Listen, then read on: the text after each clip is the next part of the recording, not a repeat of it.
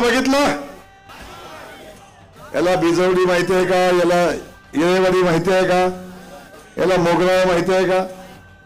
याला दरसवाडा माहिती आहे का? हा, याला फुलेनगर माहिती आहे का? याला सेवेवाडी माहिती आहे का?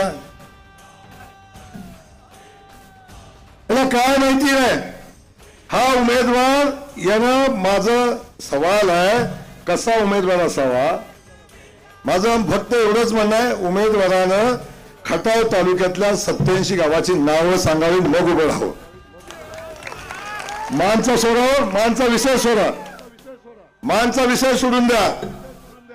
खटाव तालुक्यातल्या 87 गावाची नावं त्यानं सांगावी बिनवाचता. अरे खटाव तालुक्यातल्या 87 गावं आणि 350 वाड्याची